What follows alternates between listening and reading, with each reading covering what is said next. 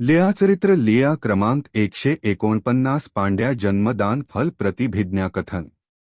सर्वज्ञ श्री चक्रधर स्वामींना जोगेश्वरीला अवस्थान होते।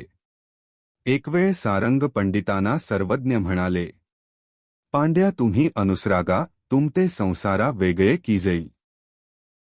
हे ऐकून सारंग पंडित म्हणाले, जी हे असे उत्तम प्रकारचे जन्मयुक्त देह आणि तरुण ब्राह्मणी वरून सर्वज्ञांची दिलेली नवी वृत्ती जो इतके टाकून कसे अनुसरवेल, मला संसारात दुःख झाले तरी चालेल। यावर सर्वज्ञ म्हणाले, पांड्या हागा जन्माचिया काय अनुपत्ती पडिल्या असेती, ऐसी अनंते जन्मे वाया गेली, भेळिये दिधले, मोळिये दिधले, सिवन्या दिधले, रुंभण्या दिधले, माहे एक जन्म एथ दीजो का, आन काय होईल ते पाहिजो। यावरी सारंग पंडित उगेची राहिले।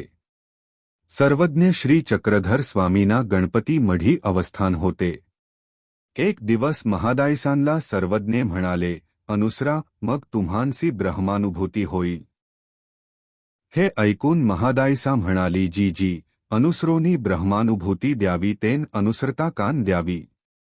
यावर सर्वज्ञ म्हणाले, तुम्ही म्हणता ते तैसेची निके होये, परी ब्रह्मानुभूती ते दुर्लभ की, ब्रह्मानुभूती ते सुलभ नव्हे, म्हणूनी ब्रह्मानुभूती ते अनुसरल्यासी होय, एरा ज्ञाना नाही, ज्ञानिया मोक्ष होये, जया मोक्ष झाला तो नागवे, जैसा भुकत गाढव चोरी नेईजे, म्हणूनी बाई कराल तरी आजी होईल, परी हे शांखळ पडील, मग विना वावरो नये।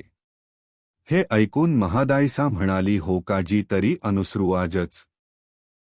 महादायसाने विचारले, जी मोक्ष तो कवण। यावरी सर्वज्ञ म्हणाले, बाई शांभव, शाक्तेय, महाणव ऐसा त्रिविध मोक्ष म्हणजे। महादायसी म्हणाली, हो का जी एवं त्याग स्थळाचे निरुक्त शेष समाप्त। दण प्रणाम जी। आपण हा संदेश धर्मशास्त्र लीळा वाचण्यासाठी वेळ दिल्याबद्दल धन्यवाद।